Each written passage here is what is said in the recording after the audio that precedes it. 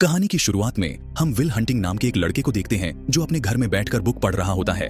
तभी वहां उसका दोस्त चकी उसे लेने उसके घर जाता है। विल भी उसके साथ हो लेता है। वे कार में बैठते हैं और निकल पड़ते हैं। यहाँ यूएसए की MIT यूनिवर्सिटी में मैथ्स के मशहूर प्रोफेसर जेराल्ड अपनी क्लास के दौरान विद्यार्थियों को बताते हैं कि उन्होंने हाल के ब्लैक बोर्ड पर मैथ्स की एक मुश्किल प्रॉब्लम को लिखा है और जो कोई भी उस प्रॉब्लम को सॉल्व कर देगा उसका नाम MIT टेक अखबार के फ्रंट पेज पर छपेगा। विल MIT यूनिवर्सिटी में एक सफाई कर्मचारी था जो हाल में सफाई के दौरान उस ब्लैकबोर्ड पर लिखी मैथ्स की प्रॉब्लम को बड़े गौर से देखता है और एक ही नजर में वो प्रॉब्लम उसके दिमाग में छप जाती है। वह घर जाकर उस प्रॉब्लम को सॉल्व करने में लग जाता है और अगले दिन हाल की सफाई के दौरान वह चुपके से बोर्ड पर अपना सॉल्यूशन लिख देता है। जब प्रोफेसर को पता चलता है कि किसी ने उस प्रॉब्लम को सॉल्व कर दिया है तो वह फौरन वहां जाता है। प्रोफेसर हैरान था क्योंकि जवाब बिल्कुल सही था। वह सबसे पूछता है कि बोर्ड पर सॉल्यूशन किसने लिखा है, पर किसी को भी यह पता नहीं था। अगले दिन विल अपने दोस्तों के साथ बेसबॉल मैच देख रहा था। वहां उसे एक लड़का दिखाई देता है जिसने बचपन में विल को बहुत पीटा था। विल वहां तो उसे कुछ नहीं कहता, पर बाद में अपने दोस्तों के साथ मिलकर उस लड़के के ग्रुप पर हमला कर देता है। विल उसे बहुत बुरी तरह पीटता है। तभी पुलिस वाले वहां आ जाते हैं। पुलिस वाले उसे अरेस्ट करके ले जाते हैं।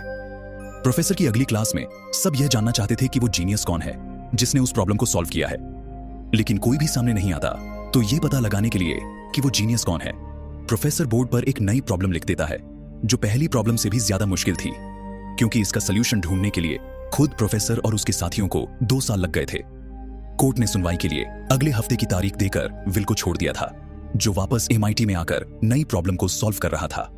मगर इस बार प्रोफेसर उसे देख लेता है और इससे पहले कि वह विल से कोई सवाल कर पाता, विल वहां से भाग जाता है। जब प्रोफेसर सॉल्यूशन को देखता है तो वह चौंक जाता है, क्योंकि जिस प्रॉब्लम को सॉल्व करने में उसे 2 सालों तक कड़ी मेहनत करनी पड़ी थी, विल ने उसे बड़ी आसानी से सॉल्व कर दिया था। विल अपने दोस्तों के साथ एक क्लब में जाते हैं जहां चकी 2 लड़कियों को इंप्रेस करने की कोशिश करता है, पर एक घमंडी लड़का वहां आता है जिसे अपनी नॉलेज पर बहुत घमंड था और वह चकी को नीचा दिखाने के लिए उससे काफी मुश्किल सवाल पूछता है। तो अपने दोस्त को बचाने के लिए विल सिचुएशन को संभालता है और उसके सवाल का बुक रेफरेंस और पेज नंबर के साथ बहुत ही बेहतरीन जवाब देता है, जिसे सुनकर वह लड़का बिल्कुल चुप हो जाता है। विल की नॉलेज से वहां बैठी एक लड़की स्काइलर इंप्रेस हो जाती है और उसे दोबारा मिलने के लिए भी कहती है। वहीं दूसरी ओर प्रोफेसर को विल के बारे में पता चल चुका था और वह सीधा कोर्ट में उसकी सुनवाई पर पहुंचता है। कोर्ट में पता चलता है कि विल का पुराना क्रिमिनल रिकॉर्ड भी मौजूद है। उस पे गाड़ी चुराने के इल्जाम भी लग चुके हैं, लेकिन वह काफी स्मार्ट था जो हर बार किसी न किसी तरीके से बच जाता था। हालांकि जज को पता था कि विल एक अनाथ है और फोस्टर होम में पला बड़ा है जहां उसके साथ अच्छा बर्ताव नहीं हुआ। जज उस पर रहम न खाते हुए उसे जेल भेजने का फैसला करता है और जमानत करवाने के लिए उसे $50,000 का फाइन देना पड़ेगा। प्रोफेसर ने जज से बात करके विल को अपनी सुपरविजन में रखने के लिए मना लिया था, लेकिन विल को उसकी 2 शर्त माननी पड़ेगी। पहली कि उसे प्रोफेसर के साथ मैथ्स की रिसर्च पर काम करना पड़ेगा और दूसरी कि उसे थेरेपिस्ट के पास जाना पड़ेगा जब तक कि वो सुधर नहीं जाता, क्योंकि थेरेपिस्ट की रिपोर्ट के बेसिस पर ही वो कोर्ट से उसकी जमानत ले सकते हैं। उसके पास कोई और रास्ता नहीं था, तो प्रोफेसर की दोनों शर्तें उसे माननी ही पड़ती हैं। इसके बाद विल मैथ्स की एक और मुश्किल प्रॉब्लम को सॉल्व करके प्रोफेसर को अच्छी तरह से यकीन दिला देता है कि उसने किसी ट्रिक का इस्तेमाल नहीं किया, बल्कि वह सच में एक जीनियस है। प्रोफेसर को विल पर गर्व था। कल वह थेरेपिस्ट के पास जाने वाला था, इसलिए वो उस थेरेपिस्ट की किताब पढ़कर उसके बारे में सारी इंफॉर्मेशन इकट्ठा करता है ताकि वह उसे बेवकूफ बना सके। और ऐसा ही होता है। अपने सेशन के दौरान वो उस थेरेपिस्ट के सीक्रेट्स रिवील कर देता है और घबराकर वो थेरेपिस्ट विल का ट्रीटमेंट करने से मना कर देता है। प्रोफेसर समझ चुका था कि विल इतनी आसानी से काबू में आने वाला नहीं है, तो वो अपने पुराने दोस्त शॉन से मदद मांगता है जो कम्युनिटी कॉलेज में साइकोलॉजी का प्रोफेसर था और वो प्रोफेसर जेराल्ड का रूममेट भी रह चुका था। फिर प्रोफेसर जेराल्ड शॉन को विल के बारे में सब बताते हुए कहता है कि विल एक नायाब हीरा है जिसे खुद की वैल्यू का पता नहीं है। वो कोई आम लड़का नहीं है। प्रोफेसर की बातें सुनकर शॉन विल की थेरेपी के लिए मान जाता है।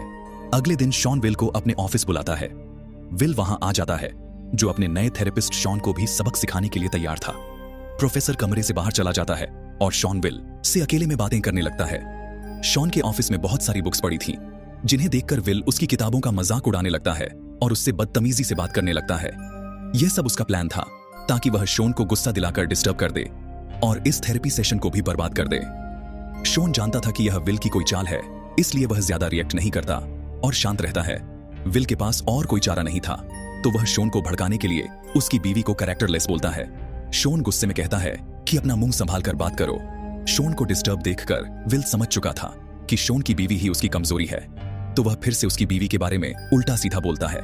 इस बात से शॉन को बहुत गुस्सा आता है और विल को गले से कसकर पकड़ लेता है और कहता है कि अगर दोबारा मेरी बीवी के बारे में कुछ गलत बोला तो मैं तुम्हें जान से मार डालूंगा। अपने बचाव में विल कहता है कि थेरेपी सेशन का टाइम खत्म हो चुका है और शॉन उसे छोड़ देता है। विल बहुत खुश था क्योंकि उसने एक और थेरेपिस्ट को हरा दिया था, लेकिन शॉन उदास था और उसकी उदासी देखकर प्रोफेसर समझ चुका था कि शॉन विल के और थेरेपी सेशंस नहीं लेगा। मगर शॉन हार नहीं मानता और अगले हफ्ते से थेरेपी सेशंस कंटिन्यू करने के लिए कहता है। उस रात विल स्काइलर के साथ डेट पर जाता है, जहां उसे पता चलता है कि स्काइलर का परिवार काफी अमीर है और वह हार्वर्ड यूनिवर्सिटी में पढ़ाई कर रही है। स्काइलर को भी विल बहुत अच्छा लगता है। उनकी डेट बहुत अच्छी जाती है और वह दोनों एक दूसरे को लाइक करने लगे थे। अगले थेरेपी सेशन के दौरान शॉन विल को पार्क में ले जाता है।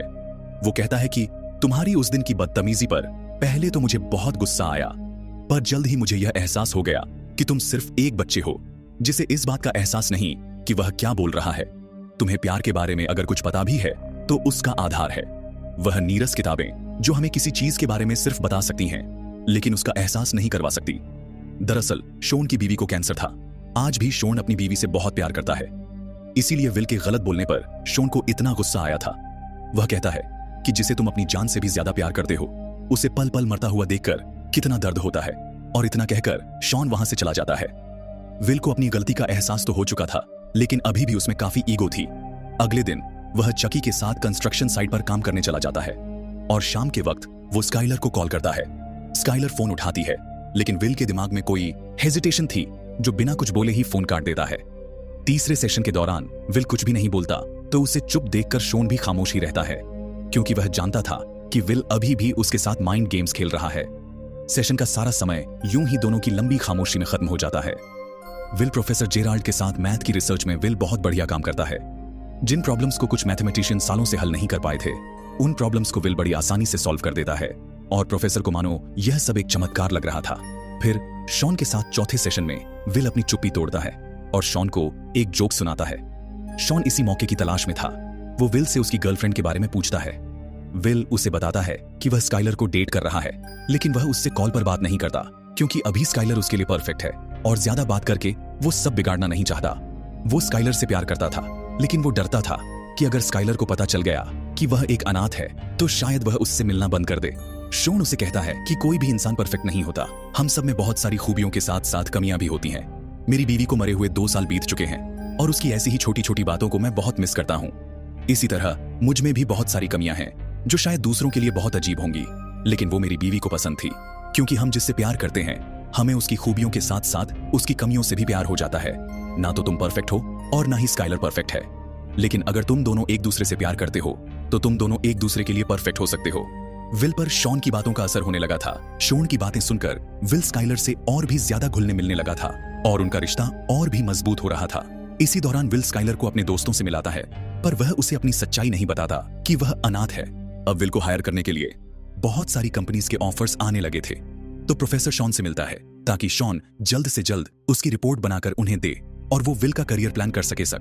लेकिन शॉन कहता है कि विल को अभी वक्त चाहिए और मुझे लगता है कि विल को डिग्रीज, मेडल्स और शोहरत नहीं चाहिए, बल्कि उसकी मंजिल कुछ और है, और अगर हमने उस पर किसी तरह का दबाव बनाया तो विल हमेशा के लिए यहां से भाग जाएगा। बावजूद इसके जब प्रोफेसर विल को इंटरव्यू देने के लिए कहता है तो विल अपनी जगह अपने दोस्त चकी को इंटरव्यू के लिए भेज देता है, जो इंटरव्यू कंडक्ट करने वाले स्टाफ से ही पैसे लेकर चला जाता है। क्योंकि स्काइलर अपने फ्यूचर के लिए कैलिफोर्निया जाने वाली थी, तो वो विल को अपने साथ कैलिफोर्निया चलने के लिए कहती है ताकि वो दोनों एक साथ रह सकें। पर विल इसके लिए तैयार नहीं था। वो स्काइलर से बहुत प्यार करता था, लेकिन अभी भी उसके अंदर किसी तरह की इनसिक्योरिटी थी। उसे लगता था कि स्काइलर उसे छोड़कर किसी अमीर लड़के के साथ शादी कर लेगी। विल की बातें सुनकर स्काइलर को लगने लगा था कि विल डरपोक है जो अपने कंफर्ट जोन से बाहर निकलना नहीं चाहता। इस बात पर उन दोनों में झगड़ा शुरू हो जाता है। स्काइलर कहती है कि मैं जानती हूं तुम मुझसे झूठ बोलते आए हो कि तुम्हारे 12 भाई हैं, बावजूद इसके मैं तुमसे प्यार करती हूं। यह बात विल को ट्रिगर कर देती है और वह गुस्से में सब सच बोल देता है कि हाँ, मेरा कोई परिवार नहीं है, मैं एक अनाथ हूं और जहां पर मैं रहता था वहां का केयर टेकर मुझे बहुत टॉर्चर करता था। स्काइलर उसे शांत करने की कोशिश करती है, लेकिन विल काफी गुस्से में था, जो उसे कहता है कि मैं तुमसे प्यार नहीं करता। वहां से चला जाता है। स्काइलर को छोड़ने के बाद विल की पर्सनल लाइफ और भी ज्यादा उलझ चुकी थी, इसीलिए वह थोड़ा अपसेट हो चुका था, जो प्रोफेसर से भी लड़ने लगता है, क्योंकि अब वह मैथ्स की रिसर्च पर भी काम नहीं करना चाहता था।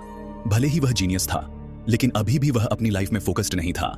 विल के जीनियस स्किल्स देखकर उसे नेशनल सिक्योरिटी एजेंसी में कोड ब्रेक करने के लिए जॉब की ऑफर आती है, जिसके बारे में वह शॉन को अपने अगले सेशन में बताता है। शॉन जानता था कि विल ने आज तक किसी से भी खुलकर अपने दिल की बात नहीं कही, ना ही अपना दर्द किसी के साथ साझा किया है। इसीलिए उस दर्द का गुब्बार जो उसके अंदर आज तक दफन है, वो बाहर आना बहुत जरूरी है, नहीं तो विल एक नॉर्मल लाइफ नहीं जी पाएगा। शॉन उससे पूछता है कि तुम्हारा दिल किस चीज में लगता है और तुम अपनी जिंदगी में क्या करना चाहते हो। यह सवाल तो बिल्कुल सीधा था, लेकिन विल अपने दिमाग में इतना उलझ चुका था कि उसके पास इस सवाल का कोई जवाब ही नहीं था। शॉन उससे कहता है कि तुम बहुत काबिल हो, तुम्हारा टैलेंट बेमिसाल है, मगर तुम अपने टैलेंट को इस्तेमाल ना करके और उसकी जगह मजदूरी का काम करके अपनी लाइफ को बर्बाद कर रहे हो। शॉन की बातों का विल के पास कोई जवाब नहीं था। फिर एक दिन कंस्ट्रक्शन साइट पर काम के दौरान चकी को विल के ब्रेकअप का पता चलता है और वह विल से कहता है कि तुम अपनी जिंदगी को बेहतर बना सकते हो, मैं इस काबिल नहीं हूं कि कोई बढ़िया काम कर सकूं। उसकी बातें विल को सोचने पर मजबूर कर देती हैं, क्योंकि विल अब मैथ्स की रिसर्च पर काम नहीं करना चाहता था। इसीलिए प्रोफेसर को उस पर बहुत गुस्सा था, जो शॉन के ऑफिस में उससे बहस कर रहा था। प्रोफेसर सोच रहा था कि अगर विल हमारे साथ काम नहीं करना चाहता तो उसे थेरेपी टेस्ट में फेल करके जेल भेज दिया जाए। लेकिन शॉन प्रोफेसर को समझाता है कि बचपन में विल पर हुए अत्याचारों की वजह से उसके दिमाग पर बुरा असर पड़ चुका है, जो आज भी किसी पर भी भरोसा करने से और किसी को भी अपने दिल के करीब लाने से डरता है। रही बात उसके दोस्तों की, तो वह हमेशा मौज मस्ती करते हैं, जो बिना कुछ सोचे समझे विल के एक इशारे पर किसी का भी सर फोड़ने के लिए तैयार रहते हैं। इसलिए विल उनके साथ कंफर्टेबल महसूस करता है। शॉन का मानना था कि विल को अपना करियर बनाने से पहले किसी के साथ एक मजबूत रिश्ता बनाने की सख्त जरूरत है, ताकि वह दिल खोलकर जी सके। इसी बीच विल वहां आ जाता है, जो दरवाजे के उस पार से सब सुन रहा था। फिर प्रोफेसर वहां से चला जाता है और शॉन विल को उसके कोर्ट केस की फाइल दिखाता है, जिसमें विल की तस्वीरें थीं, जो उस पर हुए चाइल्ड अब्यूज का प्रूफ थी। शॉन ने उसके थेरेपी सेशंस के आधार पर अपनी फाइनल रिपोर्ट भी तैयार कर ली थी। विल मन ही मन सोच रहा था कि वो थेरेपी रिपोर्ट में फेल हो चुका है। फिर वो विल से कहता है कि तुम मेरी बात ध्यान से सुनो, आज तक जो कुछ भी तुम्हारे साथ हुआ है उसमें तुम्हारी कोई गलती नहीं है। विल कहता है ठीक है, लेकिन शॉन उसे कहता है कि तुम समझ नहीं रहे हो, इस सब में तुम्हारी कोई गलती नहीं है। दरअसल शॉन ये अच्छी तरह से जानता था कि विल उसके सिवा किसी पर भी भरोसा नहीं करता, इसलिए वह विल को रुलाने की कोशिश कर रहा था, ताकि जो गुब्बार उसके अंदर सालों से दफन है वह उसे बाहर निकाल सके और विल को हल्का महसूस करा सके। वह धीरे धीरे विल के करीब जाता है, लेकिन विल उसके करीब आने से डिस्टर्ब हो रहा था। पहले तो वो शॉन को दूर धकेलता है, लेकिन बाद में वो उसे कसकर गले लगा लेता है और जोर जोर से रोने लगता है। शॉन उसे पिता की तरह प्यार देता है, जो विल को आज तक किसी ने नहीं दिया था, और यह पहली बार था जब विल किसी के गले लगकर रोया था। यह पल बहुत इमोशनल था, जिसे शब्दों में बयान नहीं किया जा सकता। प्रोफेसर जेराल्ड की रेफरेंस से विल एक कंपनी को ज्वाइन कर लेता है और अपनी नई जॉब के बारे में शॉन को अपने आखिरी सेशन में बताता है। शॉन अब छुट्टियों पर जाने वाला था, तो वह विल को अपने ऑफिस का नंबर देता है। विल उसे दिल से शुक्रिया कहता है और शॉन उसके फ्यूचर के लिए उसे गुड लक कहता है। अगले दिन विल का जन्मदिन था और उसके दोस्त उसे एक पुरानी गाड़ी गिफ्ट करते हैं। विल अपनी गाड़ी लेकर सीधा शॉन के घर जाता है और उसके लिए एक चिट्ठी छोड़कर चला जाता है, जिसमें विल ने लिखा था कि प्रोफेसर को मेरी तरफ से सॉरी कह देना, क्योंकि मुझे किसी लड़की से मिलने जाना है। शॉन समझ चुका था कि विल उसी की तरह अपने प्यार से मिलने जा रहा है। जैसे शॉन ने वो मैच छोड़ा था, वैसे ही विल नौकरी छोड़कर स्काइलर से मिलने जा रहा है, क्योंकि नौकरी तो बाद में भी मिल जाएगी, मगर प्यार जिंदगी में सिर्फ एक बार मिलता है। वो विल के लिए बहुत खुश था, क्योंकि विल अब पूरी तरह से नॉर्मल हो चुका था। और इसी के साथ यह कहानी यहीं पर खत्म होती है।